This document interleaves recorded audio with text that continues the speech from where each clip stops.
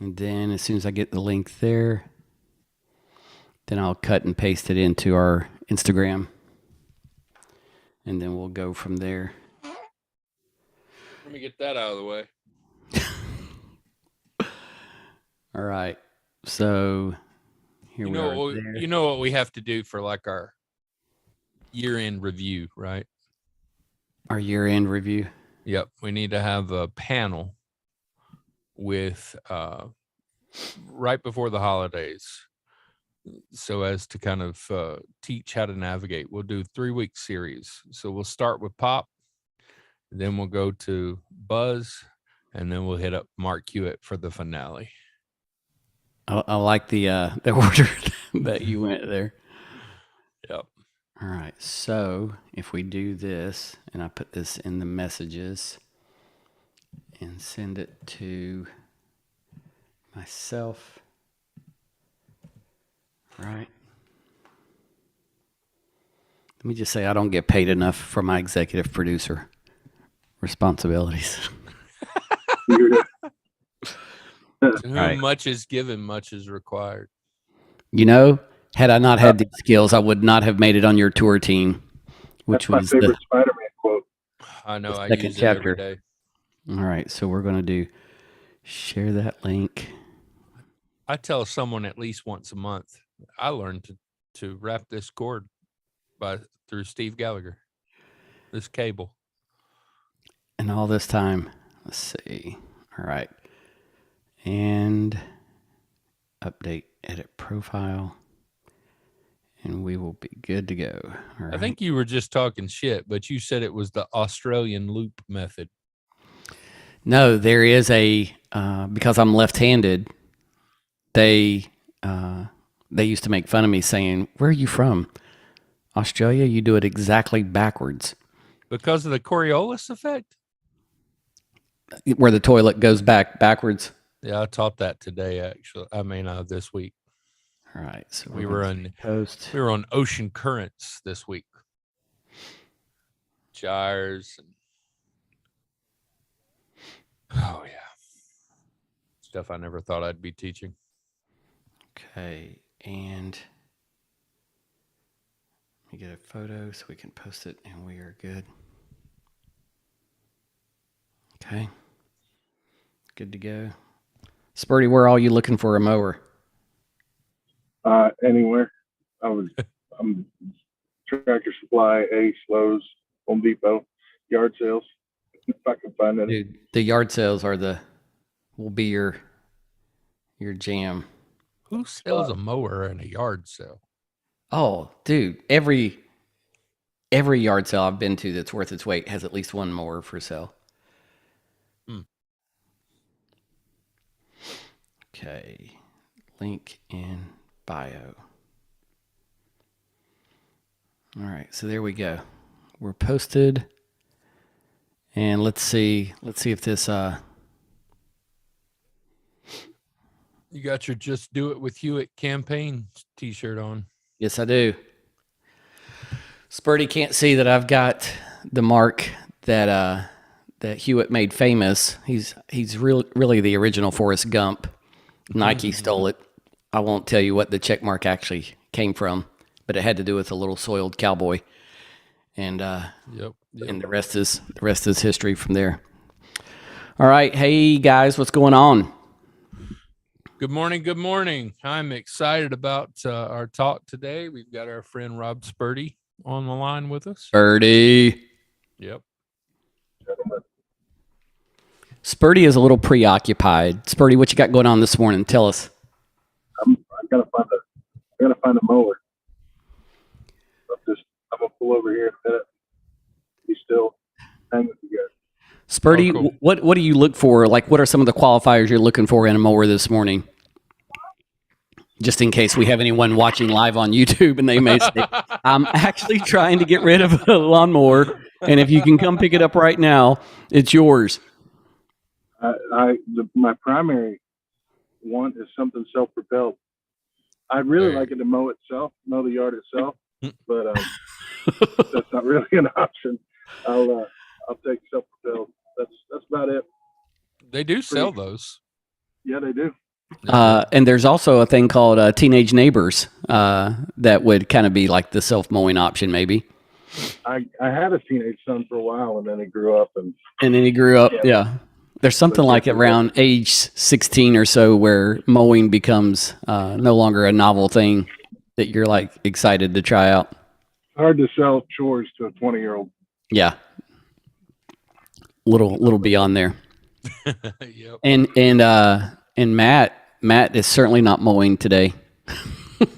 No, here in our beautiful town of Bryson City, North Carolina, we're experiencing a dogwood winter as exhibited by the hail and the snow that we're getting this morning. Jeez. What are we at? We're like going into the second week of April. That's why it's called a dogwood winter. We only have one more left, which would be a blackberry winter. So each one has what makes it dogwood? Like if it happens after a certain... Yeah, this is about the time that the dogwoods are set to bloom. I thought you were going to call it like a Lent winter. Linter. No. If it's like between Lent and Easter. No, dogwood and then blackberries, like the latest of the many little snaps in the spring that you can get. Okay. Good stuff. Good stuff. We are easy if that's good stuff. All right. We like to set a low bar. How was your week this week, Steve Gallagher? Well, it's ironic that Spurdy happens to be on with us because I had a little bit of a goofy health thing that happened this week where I was grabbing lunch with Rob, and in the middle of it, I'd started intermittent fasting a few weeks ago. Right. And so had gone to the eye doctor, then was having lunch with Spurdy on my way back to work. And then, dude, while we were sitting there talking, I don't know what Rob's account of it will be. It's hard to tell. I'd like to hear his take on it. I'm just sitting there, and as I'm as Rob walks into the restaurant, it's like I'm on a delay, kind of like what's going on with us right now on YouTube Live. Right. Where I'm going, did Rob and I already talk? Is this the second part of the conversation? It was like almost not quite as bad as, not quite as extreme as The Matrix, but Rob, what was your account? Because I kept feeling like, is this the real conversation that we're having, or is the other conversation that I'm in with Rob the real conversation that we're having? Well, I mean, honestly, it was uneventful on my end. You know, I mean, lunch was good. You told good stories, but your sense of humor was intact. All of that was there, but no, there was nothing externally at all. Wow. You didn't slur speech. You didn't. When you were talking, you were dialed in. But I wouldn't have known unless you were telling me what you're feeling. So yeah. It was odd in the sense that everything externally, even the dialogue, wasn't hindered by whatever you were feeling. And even the even while I was trying to explain to you, like there was this moment where my face started tingling, like little pinpricks. Were you guys eating Indian food? That happens to me. It was Greek. No, Greek is cooling. Greek. Yeah. And so Rob, being the good friend that he is, was like, "Hey, I don't know if you should drive right now. Let's loop around the block a couple of times." And so I do remember that we ran to Starbucks drive-through, that we drove through Brookstown. So it was like, if I looked at my hands, everything was, I'm not shaking, I'm not doing goofy things, I'm not Ricky Bobbying. What do I do with my hands? It's a horrible Ricky Bobby impersonation, impression. That was bad. Yeah. But so yeah, that was going on, and so finally, I'm like, "No, Rob, I'm good. I'm just going to drive home." And so he's like, "Well, text me or call me when you get home." And so, like a good dad that he is, and so everything else became okay. Been fighting a sinus infection since, so I don't know, dude. It was weird, and I saw Rob again yesterday, so I was like, "Hey, sorry about all that." Matt had called at the same time, and I said, "I'll call you when I'm trying to get a doctor's appointment and I didn't call him back. And then I had a text the next morning that just said liar. And I was like, what did I say? What did I say that was a lie that when I was in my semi-coherent state? You said you'd call me back and you didn't. I didn't. Hey, what do you eat at a Greek restaurant? Dude, I eat the chicken souvlaki skewers. Come on. Look right? at you. Pita. Who is this? You eat Peter? Yes. Now listen, here's a question that you are and Rob may know. I don't know. I'm not the cuisine guy. If I order extra pita, do I say I like some extra pitas? Like, what's the plural form of pita?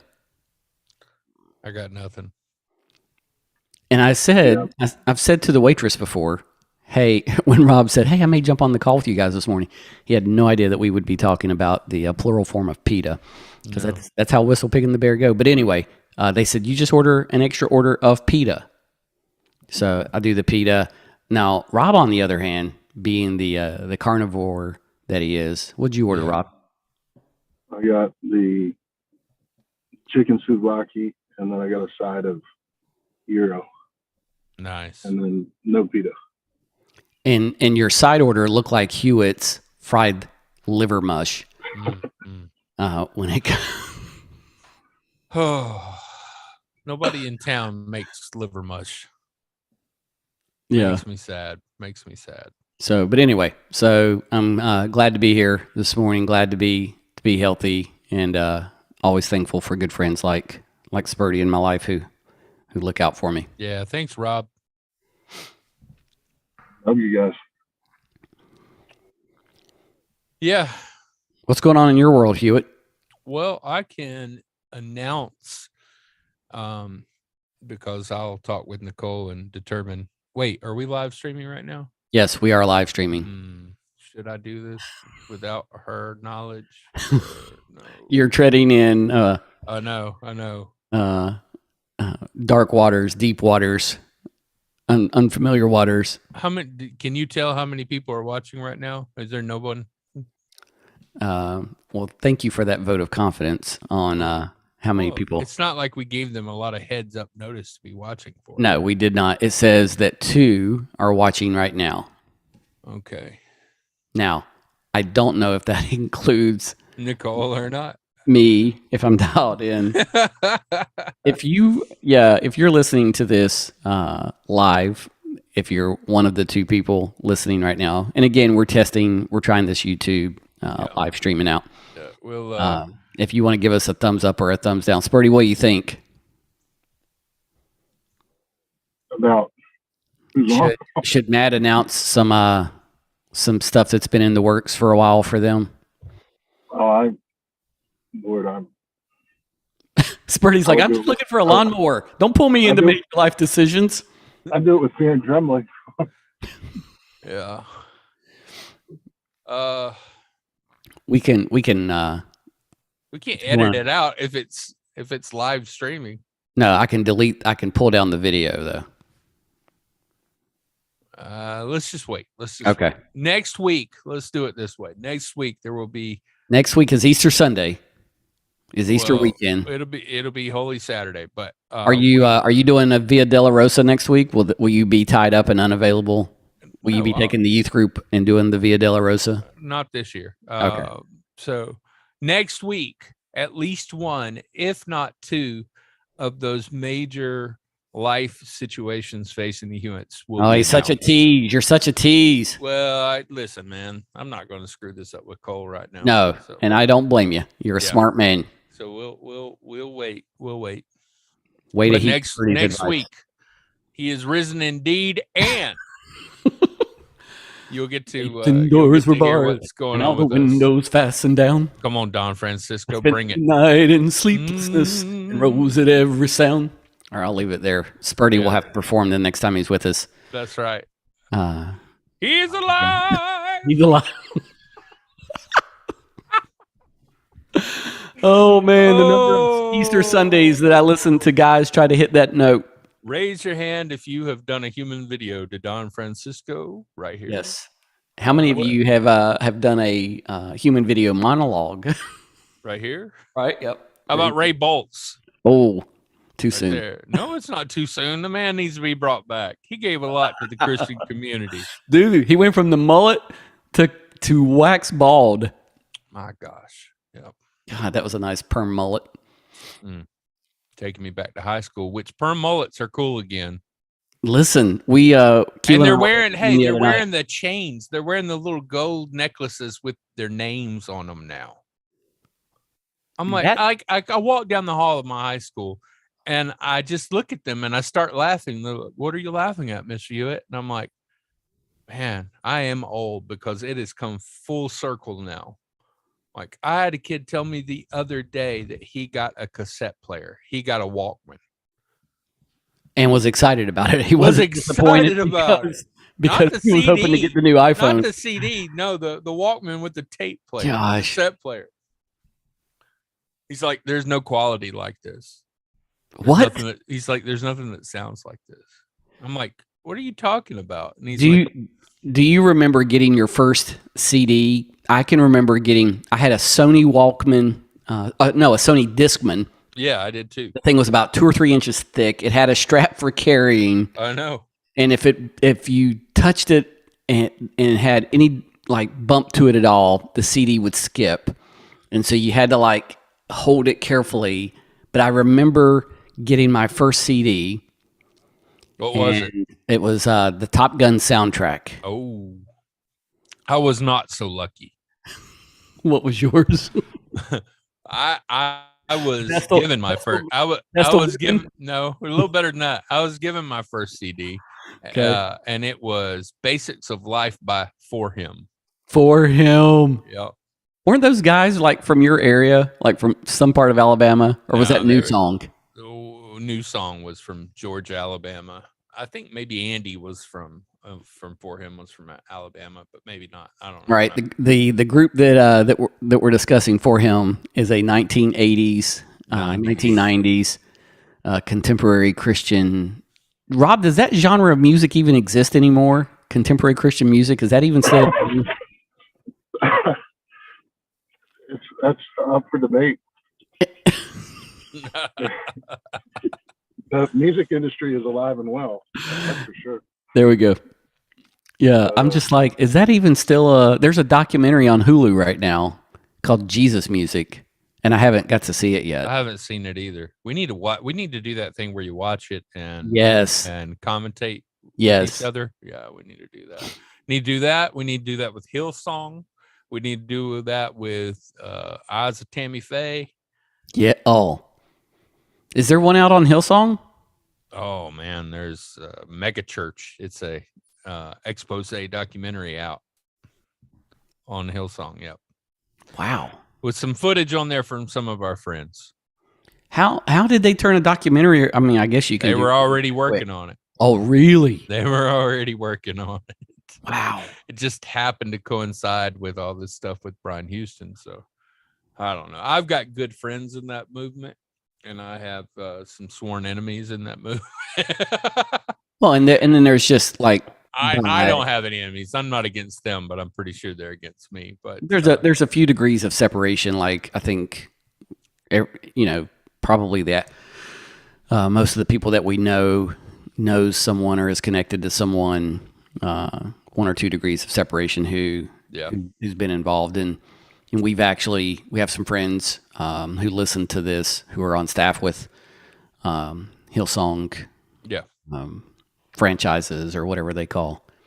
A lot of those are being pulled back away from that moniker or branding. Yeah, I mean, just to distance themselves because they may have received some money from it or some kind of piece there. They were a franchisee, but they, these are good people who weren't involved in all of the turmoil that was happening with some of the major leaders. And so we'll see some of that happening right now as they're starting to call it. Rob, I don't know if you've heard this term, but they're starting to reference it as the Great Reckoning. I have not heard that. Yeah, so everybody from John MacArthur to, Who's John MacArthur? You don't know who John MacArthur is, Steve Gallagher? I told you my role in this is to, if I'm sitting and listening. All right. John MacArthur is, and no, I don't know who John MacArthur is. I recognize John MacArthur is kind of the grandfather of the neo-Calvinistic movement. And there we go again, where you use language when I say who is someone, and you go, well, the neo-Calvinistic movement of the time was also parallel in its juxtaposition of the neoclassical renovation movement. All right. I don't know what the hell that means. Let's try this again. Who is John MacArthur? John MacArthur is a pastor who is a part of the Calvinist movement. Calvinists talking about tulip, right? Total depravity, unconditional election. What is it? Limited atonement. Hang with us, folks. We will get there. And the perseverance of the saints. There we go.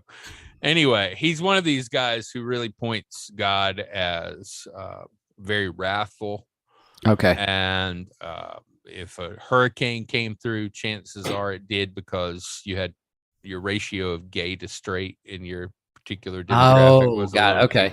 Got it. But John, so there's kind of three figures in the neo-Calvinistic movement. You got John MacArthur. He wrote a lot on leadership. There's the John MacArthur Study Bible, huge into patriarchy as God's intended sense. So he's not complementarian. I mean, he is complementarian, not egalitarian. And complementarian means that males and females have distinct roles in the home and in society, and they're loved equally by God, but that their men should be in leadership, women should not, that kind of thing. Okay.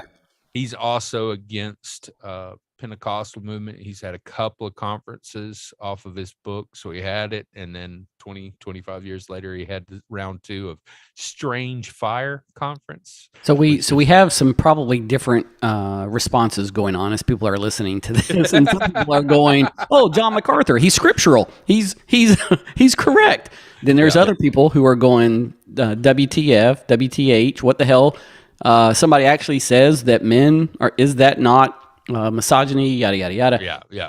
But what I would encourage our friends who drop in on our conversations to realize is that when I ask Matt a clarifying question, if you hang with us for about 120 seconds, you will land, because we call it, I like to refer to it, we have a hidden video of Matt coming out of surgery about 12 years ago. And it was at that moment, sidebar here, it was at that moment, Nicole was, Matt's wife, was recording him as he was coming out from under the effects of the anesthesia. And it was at that moment, even though at that point we had been friends for almost 20 years, it was at that moment that I realized how much Matt Huett dumbs himself down for his community, including myself. And I said, oh, and Nicole's like, you're not laughing. And I go, oh, it's because I'm sad that he has to walk around with both hands behind his back when he has conversations with me. I knew he was smart, but I didn't know he was this smart. I'm saying all of that to say, when I ask Matt who John MacArthur is, there is the anesthesia that has to wear off for a second, where he goes, oh yes, I realize not everyone knows who knows what egalitarian, patriarchy, neoclassical, and then, because he sees the look on my face, and then all of a sudden he arrives at the answer that probably 85% of our listening audience would then get. Not to insult the other 15%, but I just wanted to say that because it's people are learning in the rhythm of these conversations. Hang on, don't hit stop yet. Don't change the channel, and then you land at it. Thank you for making yourself available.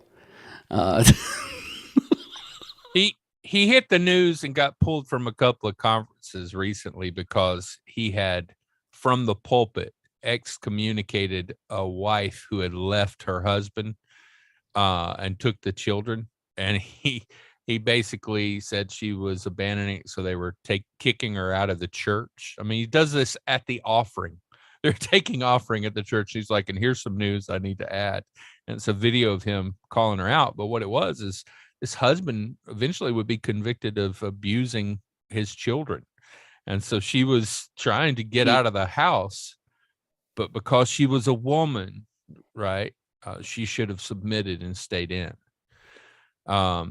So he's kind of the granddaddy of it all. And then you got a guy named John Piper, who's kind of our dad's generation of all this. Same kind of junk, just a little softer, right? And then you Never have heard the word softer used with John Piper, so Well- that tells me where John MacArthur is. right, and then you Yeah. get the full blown, which would be the grandkid of it, our age, Mark Driscoll. So those who was famous for the fall of Mars Hill and all that stuff, the podcast that's going out, pastor who was big into MMA, small groups for men, and a very sexualized faith and those kind of pieces. So those three guys are kind of the white male representatives of something we call neo, as in kind of a resurgence or revival of Calvinism. And again, that's not to paint all of our brothers and sisters who are Calvinists in the same broad stroke, but these are three guys who are basically, in my humble opinion, jackasses for Jesus. They are not representative of who Jesus was or is and how we should live accordingly. That's my take. Jackasses for Jesus has been trademarked by Whistle Pig and the Bear. Yeah, we should have a documentary anyway. Yes. So and that's, I think there are effects of that. I'm trying to figure out how we got there. Don't do that. See, because when you do that, you lose the vein that we're flowing in, and you start trying to walk backwards. No, but I think like those, there are varying degrees of that we've all experienced, witnessed, whatever. What's interesting to me, and I don't know if you said that this happened with MacArthur, is these types of teachers, leaders who are so adamant in where they stand, right? And then when it hits the fan, then all of a sudden things start getting walked back. But they didn't walk it back all the way up until, and I'm like, well, if you're that confident in it. No. He hasn't walked back in. Oh, I thought you were saying like that they pulled him from leadership or whatever. No. People have pulled him from conferences he was set to speak at. But if you book this guy to speak at a conference, right, you know what you're getting. But he hasn't walked back anything. In fact, he's got a son who is an atheist now, who has a pretty popular, I can't remember his name, but he has a pretty popular Instagram presence and webpage and all that stuff. So this is how this guy did, right? This guy, because of the way that they read the scripture, would say, okay, he would be disqualified according to the way they read the scripture being a pastor because his family, his house is not in order. Because he has this, because not everyone is an atheist. So he had his church excommunicate his son so that his house could be in order. Because excommunicating his son makes his house in order? Right, because now his son's no longer a part of his house. So he's able to still be a pastor because he basically threw his kid out. It's just it's anyway. So there's the great reckoning is what's happening right now. People, Ravi Zacharias stuff came out about him. A lot of sexual stuff has come out, fallenness about a lot of different people. And I mean, there's spectrums on all this, but most of these folks are just holier than thou. Jackasses for Jesus. Jackasses for Jesus. That doesn't mean God doesn't love them and they're not going to go to heaven. Just means because that's what it's all about. They make it hard on some of us. Anyway, it is. Isn't it all about getting to heaven? No, it's not. Nope. Like the whole reason we do all of this isn't to. Well, I've got a choice, and it's an either or choice. I can burn in rotting flesh. Nope. Fire and brimstone, gnashing of teeth, or I can get streets of gold and crowns and mansions. Do you know that Dr. White, who I love, Mr. or Mrs.? Mr. Because they're both Dr. Whites now. Once taught that depending on your works, you would either have little bitty crowns that sat on the very top of your head or really big crowns that would fall past your ears. And he also taught that when you walked in heaven, you did so barefoot, because it was pure gold, the streets, and so it squished between your toes as you walked. Yeah, but were they being funny?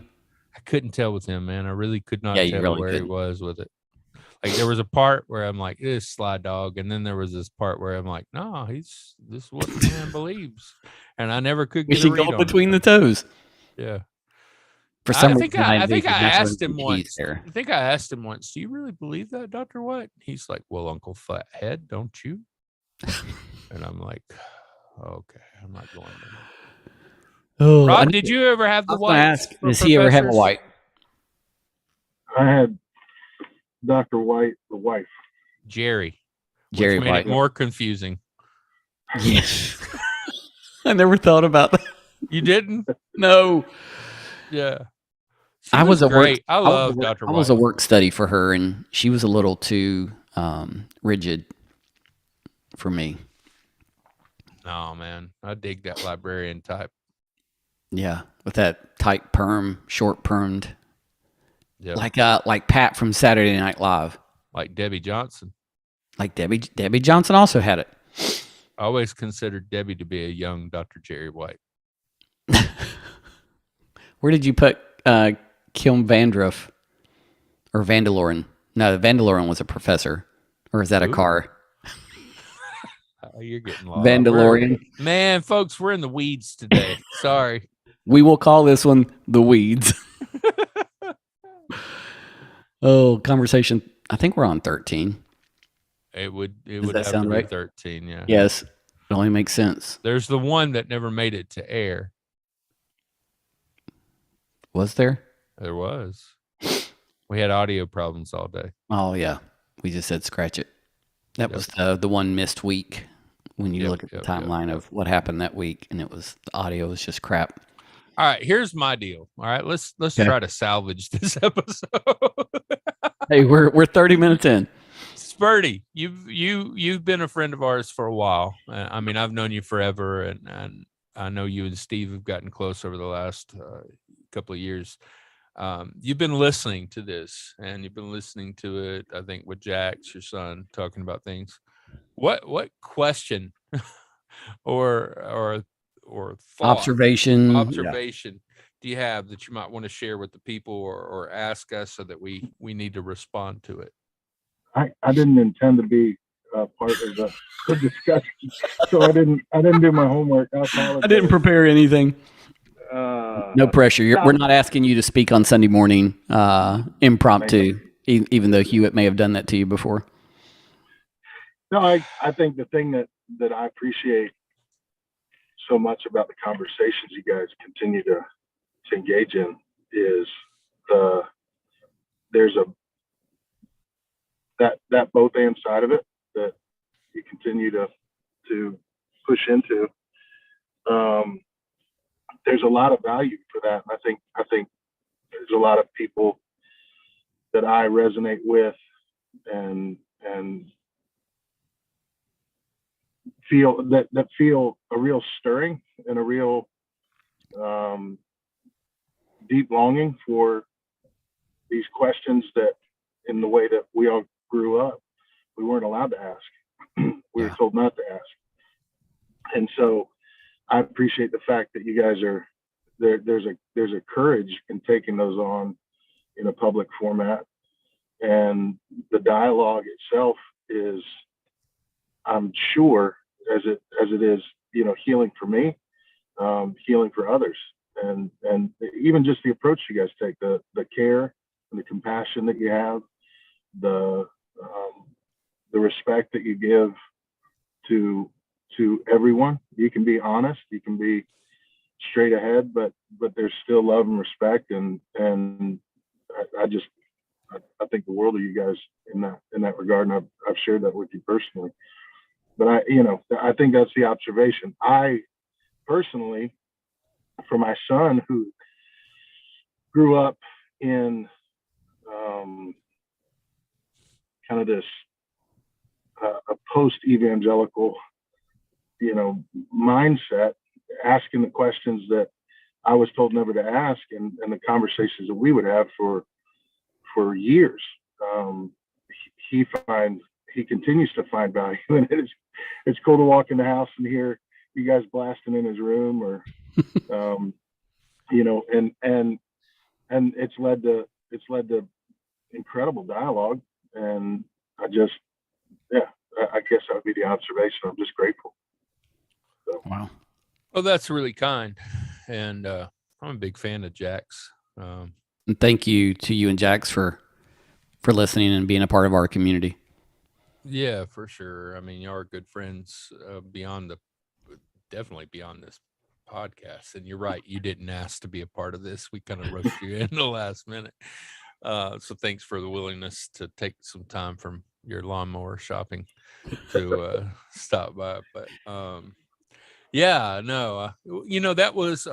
was we were hoping to maybe call ourselves the Balm of Gilead. Didn't quite work out. Instead, we went with Whistle Pig and the Bear. Balm of Gilead, Whistle Pig and the Bear. Yeah, they're both maybe equally as confusing to folks. Yeah, we're just the whole reason for this podcast is just to pay some honor to our friendship and the relationship that we have, and we've been having these discussions for years and years and years and years. So. And we're both at unique stages in our lives right now, and I know you feel this way, but I'm not going to speak on your behalf. But just kind of did when you said that. Yeah, that's why I'm trying to detach from it. Okay. Is for the stages that we're at right now. How old are you now? Me? Yeah, you're 48. Going to be 48 this year. I think I'm going to be 48. I never can tell. I turned 51 earlier this year. November 8th, 74. In January the 8th, well, I'm not giving you all that stuff because then all of a sudden our three good friends who listen will be trying to hack my Spotify account and change up my playlist because they know my date of birth. No, just kidding.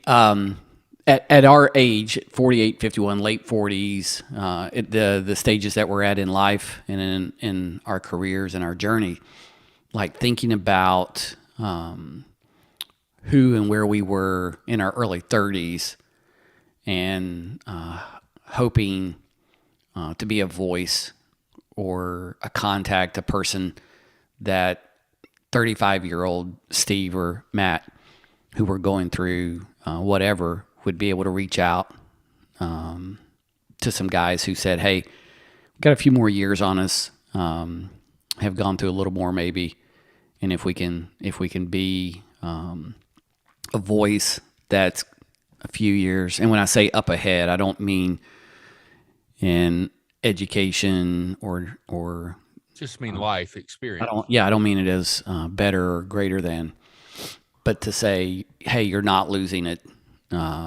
You're not alone in this, right? And just reminding them that they're okay where they are, and that there's people who care about them, right? And so to me, this gives space to that, you know. I think that's why I brought up the Great Reckoning to begin with. Is there's so much out there right now about the evils or perils of deconstruction, about questioning, about the kind of things that we do on here and we've been doing with each other for years. But I think the wrong people are being vilified here, and that's people who have a courage to kind of step away from the hierarchy that they've been born into or came into, and are starting to see, hey, this patriarchy, this American Jesus, all these things aren't jiving as I'm leaning into my relationship with God. Yeah. As I'm leaning into my relationship with life and just trying to be a good human being, they're not jiving. And I think what's happening is you're going to see that this is actually the beginning of a strange type of renewal where Christianity, as we understand it in America, may in some ways be scrapped in order to get a clearer understanding of who Jesus is. And I'm not sure what that's going to look like, what it'll be called, how that will all transpire, but what it'll look like in history, looking back at it. But I'm thankful for the pioneers and folks who've been ahead of us, who've been kind of pushing and asking these questions before us in print or radio or podcast form. I'm really grateful to the Brian McLarens, even folks that I may not be fully down with all the time, but the Leonard Sweets, the Tony Jones, the Rob Bells, the Alan Hirsches, the Michael Frost, and that's not to even talk about the Rachel Held Evans and the Sarah Bessies and the women and the Christina Cleveland, the folks of color who are saying, hey, the Randy Woodleys, there's so much to this Jesus thing, but what we have is an institution or a hierarchy as it goes with American Christianity really needs to be jettisoned, if not reformed. And so, kind of where we're at with it. Rob touched on something earlier, and I've shared this with you earlier in the week, and so I'll leave the details vague so as to respect privacy and just the individuals. But we have folks who are either friends or family, like close friends or family, and they're falling on different ends of an ideological spectrum. Good job. Okay. Yeah, I didn't think I was going to get it there. I was rooting. You were cheering for me. I saw it. I saw it in your face because we're on Zoom. And so you have these two that are at odds, individuals, groups of individuals, and they're both approaching us, sending us messages saying, help me understand the other side, right? Like I want to be. And so the fact that if we're able to be that connecting point, right? And if we're able, when Rob says the both and, that's encouraging to me and says, it confirms for me what we already know, right? Right. That's true. I got a nice phone call from one of our listeners who found us. I don't know if you remember Steve, Kyle Mitchell. Yeah. And Linnea. Kyle, we called Kyle's him Banana. farming, right? We called him Banana back in the day. Well, actually, they've moved, so they now live in Hawaii.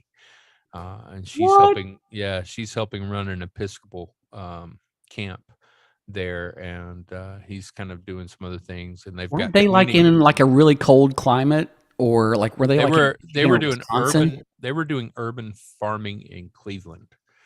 So listen, no offense to Cleveland, but to say that you put in your years in Cleveland, it's like LeBron. Hey, I put in my years in Cleveland. I get to go to LA. They put in their years in Cleveland. They get to be in Hawaii. That's awesome. Yeah. Kudos for them. Kyle is one of the most fascinating people I've ever met. And Linnea's right there with them. But, they went after college and were kind of like campus pastors at a Christian school in India. And then they came back home for a little while and went up, learned to beekeep and different things in the Northeast states. And then they bought a one-way ticket to Central or South America and just traveled their way through learning different ways to be ecologically sustainable and do practices with greenness and those kind of things. And then they ended back up in Cleveland area doing urban gardening and did some Episcopalian stuff there. And now they're in Hawaii. They're just fascinating folks. They are. I love them. They just have some of the, I don't know how to say this, the cleanest souls I've ever met, if that makes any sense. But I can remember Kyle going with us to a conference, right? We were taking about 30 or 40 students, you and I. Yeah. And I can remember hanging out with him on that trip. I had seen him as he would drop by your office, or you and I were office neighbors, and I would see him, and you would always just come out going, is that what we're saying right now? Office neighbors? We've moved from office spouses to office neighbors. I don't know when I got downgraded. Yeah. Okay, yeah. All right. So, and you would come in and you would just talk about how impressed after every conversation and interaction with Kyle that you were. And so I can remember going on to this conference, retreat, whatever we were going to. We had like 40 of us on a bus, and just thinking, man, like what kind of person is going to be lucky enough to, like, I'm just equally impressed with him as I'm getting to know him. And so there's always that matchmaker component that you've played with folks. For real. And I can remember going, man, this one, he's just that amazing type of guy. And you're going, I don't know if and then Linnea comes into the picture. Yeah. And it was like, oh, this makes sense. Like, this was to use your coffee analogy, the perfect pairing of two individuals. And it's just been cool to see their story over the years. I had not kept up to the point that they were in Hawaii, but kudos to them. Congratulations. I think that's just since January. Yeah. And if I've got to move somewhere in January, Cleveland to Hawaii. He's like he's like the other side of Ray Allen to me. I've always put those two together in my, like a yin and yang, or what? Like, when you say the other side of it, what does that mean? I don't know. They hit the same kind of spot for me, and who they are as individuals and their character and their willingness to risk. And anyway, I'm just a big fan of Kyle's and Lenny, and we wish them well. But it was good to talk to him and to know that he's listening in.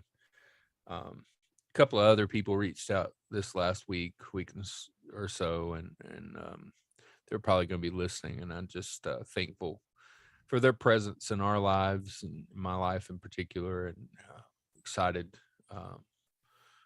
to see how we can just come alongside them and love on them as we all. Hey, let's for a second before we end this one, because we haven't touched on this, but you and I have we've began the conversation on what would an in-person gathering look like. Right. Whistle Pig and the Bear did an in-person gathering. Let's go to Kyle's. Yes, absolutely, Kyle. We hope you've got room. It doesn't matter. I'll sleep outside. It's Hawaii. No, that's a great idea. I'll spend more time in the air than I will there. For real. But what, in your mind, and the reason I say this is to crack this egg in front of folks, would invite them into to providing feedback, thoughts, requests. If we did a weekend gathering, right? Maybe a Friday and Saturday, Friday evening, all day Saturday. What are your thoughts? Sunday morning, everybody kind of heads out by Sunday afternoon because they've got to do their thing. Right. Yeah, I think some of it would just be kind of catching up and getting to know. I mean, there may be a couple of listeners out there that we don't know. And yeah, absolutely. A chance for them to hear, just kind of have a storytelling and see where everybody's at, where everybody's at with their life. And then, I don't know, it's not really our style to have very prescribed. No, it's not. Things. We're pretty much, let's read the room and who's here, and let's do some worship together. And by worship, I don't mean, I just mean breaking bread. Yeah. And sharing and confessing and loving, and it doesn't matter what your faith piece is. Oh, hell no. Right? Like, that's the breaking of bread is just good. Yeah. I don't know. And to walk through some of these pieces together, and I think the first couple are just networking, Yeah.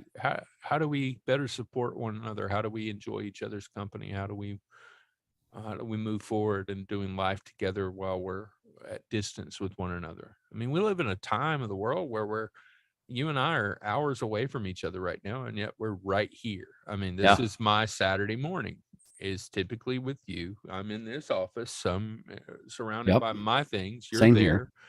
And I don't feel any more removed from you than when I'm actually at your house in that office recording, which we've done twice. So we live in a strange time where it's like Rob references a both end. We're really far apart, but we're also. Rob is shopping for mowers right now, and he's in conversation with us. Right. And so how do we leverage this? What does the church look like? And sometimes I think sometimes I think we're trying to solve the world, right? How does the church look like for us moving forward in our families and those kind of pieces? But maybe there's enough of us scattered around where we can say, okay, but how does our church look like? What does our community of Our belonging community look like? And again, across all kinds of professions or faith or not faith, atheist, agnostic, Buddhist, I mean, who cares? How can we all commit to encourage one another to grow in our ability to love deeply and to live as an instrument of love in our particular context, in our particular situations, whether that's Hawaii or whether that's Florida or whether that is Cleveland, Cleveland, Denver, or yeah, how can we, and some of us are pastors and some of us have other opportunities where we're being those, but there's also this ability for us now to kind of regather and say, okay, but we all can be in communication and talk with one another, and we all can be community to each other, even as we're tending to other communities and a part of those. So that's what I would say. I mean, I'm thinking drinks, whether it's diet soda or water or kombucha or a nice tasty bourbon, all sitting around and just being in each other's presence. And then moving out and saying, okay, how do we stay connected virtually? And how do we bring other people into our circles and love deeply? How do we raise our kids together? How do we do those things intentionally? And I think that might be worth us all coming together. And maybe for those who can't be there in person, there's a critical mass of us together in person, but then we've got the TV set up and we're Zooming, right? And we're doing that stuff. Because I'm thinking of, Chip, and I'm thinking of you and Rob, and I'm thinking of Kyle, and I'm thinking of Downey and all these folks, Stephanie, Stephanie, that I love and I want to be in community with intentional ways. Anyway, it's good. Maybe Keela can make a hummingbird cake. Ooh, that's my jam. You got me hooked on that. Man, that is some good She stuff. said, "What do you want for your birthday cake this year?" She said that to me first. I know, and you broke out with hummingbird. I'm like, what the heck? Yep. And I tried it. Now I've gone from yellow cake with chocolate icing to Duncan Hines cake mix and Betty Crocker chocolate icing to Keela's made from scratch, because Keela loves cooking and baking from scratch. Yeah, she is. Baking's her thing. And yeah, can I just, my wife's not going to listen to this because she never listens to it.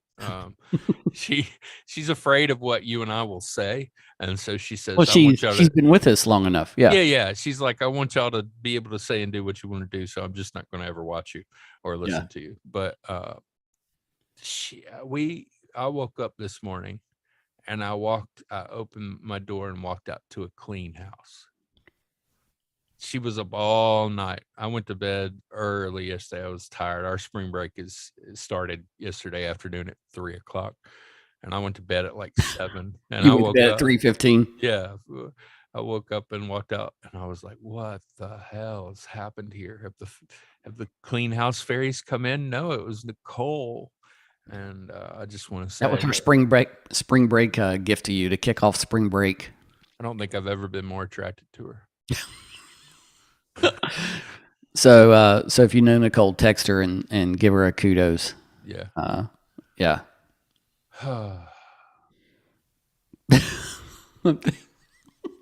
What?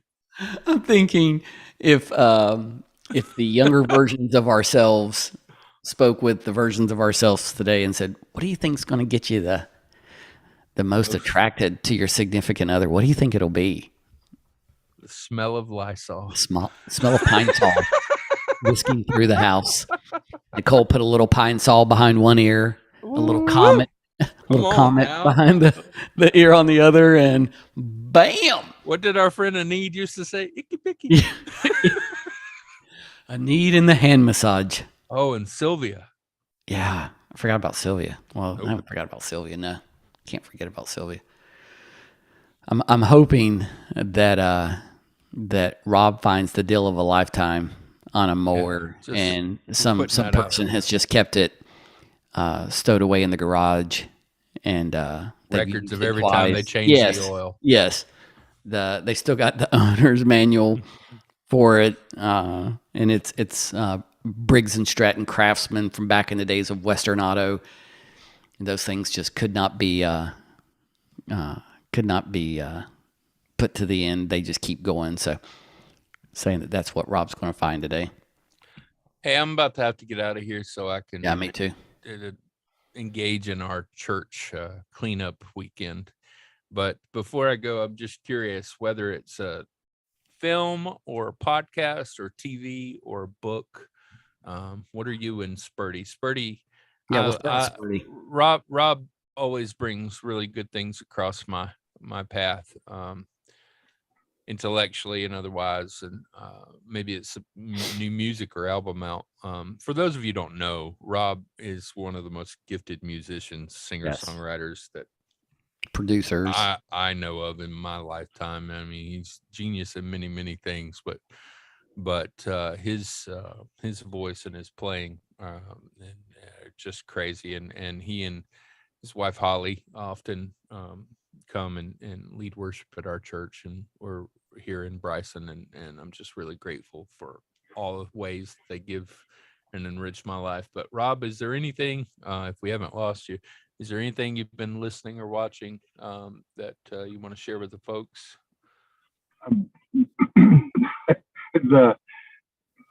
It's been a very busy season for me. So when you asked, we talked months ago, Right. and you had observed that I was very busy, and you asked me the question. You said, "What are you doing to refresh your soul?" Right. And it was a good reminder, and something that had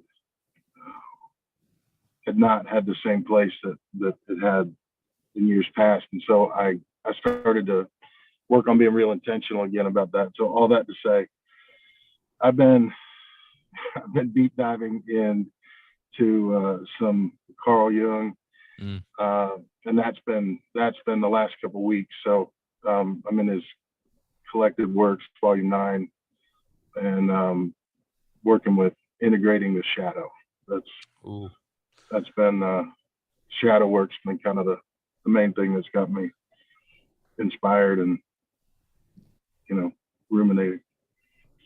That's cool. Our friend John, we have a mutual friend, John, who's a Jungian, Carl Jung kind of scholar therapist and whatnot, has really got me into some of that too. So that's cool. That's awesome.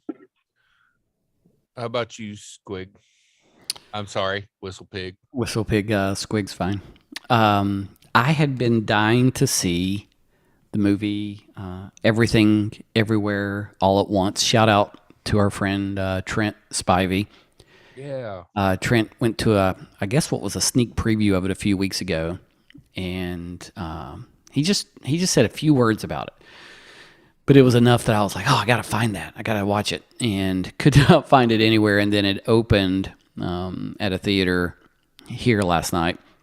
And so took off over there, was a little ambitious. It was 10:45 start time, which means that it really didn't start until 11. I can't do that anymore. And it was like 2 hours and 20 minutes. What the? Man, I think I might have been one of 2 people in that entire theater. But yeah, if you just enjoy something completely different than everything you're watching, but you like action, sci-fi, which I'm not a big sci-fi guy, but this was I like movies that kind of jar me out of that. So so just shout out to Trent for recommending that. I got to see it last night. Really enjoyed it. Got home at like 2 something, and then you were texting me this morning. Thank goodness. hey, are we recording today? So, but yeah, what about you? Well, I've had a good time. I've had a really great time the last 2 weeks reconnecting with a former colleague and one of our New Testament professors, Terrace Newman. Oh, Newman. He wrote, yeah, Newman. he wrote me the other day, and he's branching out into some reading with sci-fi. You mentioned that, and that's what made me think about it. So I had a good time just putting together a list of books for him to check out. So it's got me looking at some of them, but I've been reading a book called Beyond Civilization by Daniel Quinn, who wrote Ishmael and The Story of Bee and My Ishmael, that trilogy. And it's been pretty fascinating. He wrote this in 1999, and it's so prescient. I'm savoring it. It's really small. Like each page is a small page, and it's a chapter. And I'm just working my way through it slowly, ruminating on it. But I'm also I just watched the last comedy special by Gerard Carmichael on HBO, and Bo Burnham produced it. Is this the comedian Carmichael? Yeah, Rob. He's from Winston. Jax would probably love it. Yeah, he's from Winston, and I mean, it's out there everywhere, so I'll just go ahead and say it. But he uses this really unique, small community to do his latest comedy special, in which he comes out as a gay man. Okay, Carmichael does. Yeah, and it's fascinating because it's a small crowd, and he's talking about family, and the crowd is actually talking back to him about his relationship with his mother. Not your mama jokes, but time maybe she'll come around, or these kind of pieces. And not only is it funny, really funny, but it's probably the most intimate thing I've seen put out by an artist, years. And made the mistake. I like to listen to stand-up comedy going to sleep, and I made the mistake of turning it on, and I was like, well, crap, I can't sleep now. I'm hooked. Yeah. But so is it a series? It's about an hour long. Okay. Stand-up comedy special. Got it. Comedy special on HBO, I think it is, or maybe it's Prime. I can't remember. But yeah, he's a Winston-Salem, North Carolina native. Yeah. And he's brilliant, and it's probably the most authentic thing that I've seen in a long, long time. So I would say check that out. It's spring break, and I've got a lot of work to do, but I'm excited about reading a couple of fiction books. Cloud Cuckoo Land, I hope to finish it this week. My friend Ben Cutler gifted me with this book at the end of last semester, I think. So I'm really excited about that. But yeah, those are kind of the things on my radar. There's a good book of Basketball 2.0 by The Ringer podcast. A book on basketball. It's called Book of Basketball 2.0, and it's Jackie McMillan, and she's going through the icons of the NBA. So like last night, I listened to the Kobe and Shaq story, but it's, if you're an NBA fan, if you're a basketball fan, it's really great. So these are just some of the things. I'm still doing my Lenten work with Malcolm Gwight, Word in the Wilderness. I'm still looking at Pause for Lent, some of those pieces. So I'm all over the place, but that's and there's a great documentary on Prime called Fat Tuesday, which was just a 3-part series. Again, this is not for the faint of heart.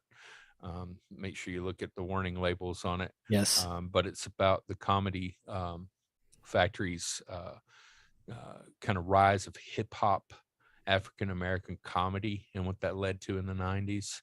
And it's fascinating, brilliant, and genius. So anyway, again, I'm all over the place, but any plans for your spring? It's also Keela and Liv's spring break this week. So any plans you've got? Yeah, I've got a lot of plans. Most of them are involving those announcements that I can't make yet.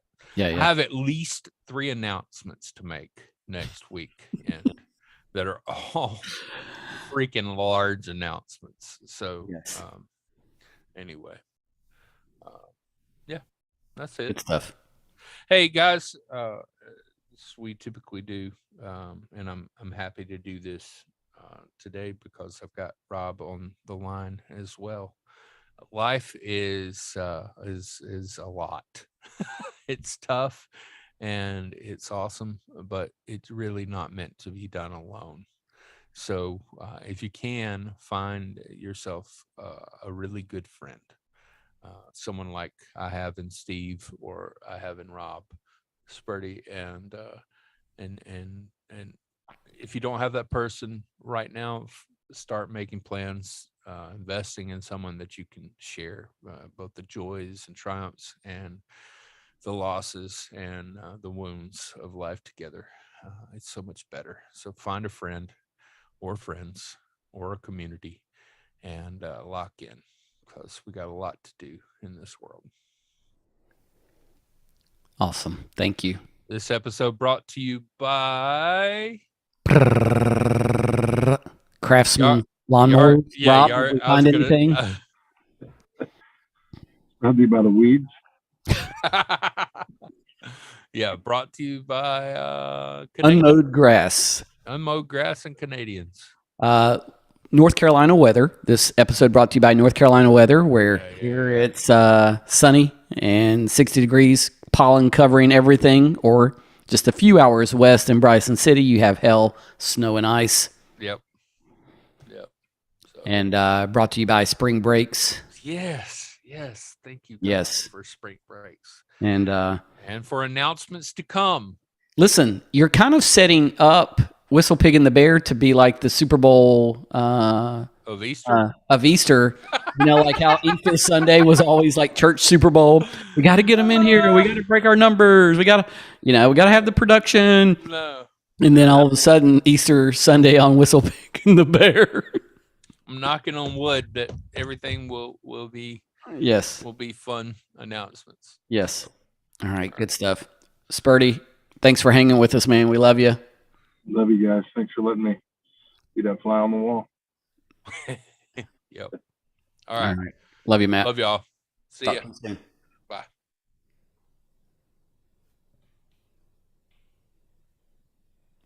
Got it. Hey, Nicole texted me. You're live. Hi. Oh, good stuff. Hey, did you guys ever know about the Natchez tribe in Mississippi? You want me to go off live? Are you live still? Yeah. Yes. That's my role. Thank you. Reminding you that we are live. Natchez. I feel like what's the Natchez Trace? Yes, that's part of it. Okay. But I don't want to talk anymore till you go off live. All right. So I got to hit end stream. Okay. All right. I've got the stream paused. Okay. Anyway, are y'all familiar with them at all? Rob? Oh, is Rob gone? Rob's gone. Yeah, Rob's gone. Are you familiar with them at all? Just the trace, and I'm trying to remember what it was about. So, I don't know if you remember this, but you know that little peg game at Cracker Barrel? Yeah. So, originally, there was this Natchez Trace game where you had to get people across the river and back. Yeah. Okay. You and I played that somewhere. Yeah, I know. On tour, I'm sure. But who's calling me? Oh, Nicole. Let me just silence this. Anyway, I'm reading about them in this Beyond Civilization book.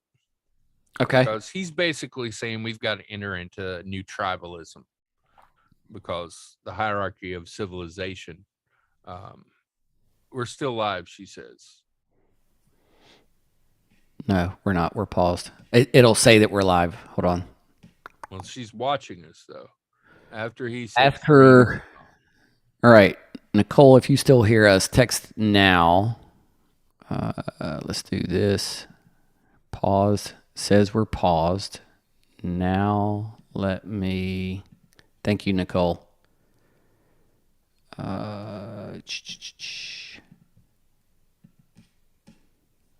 wonder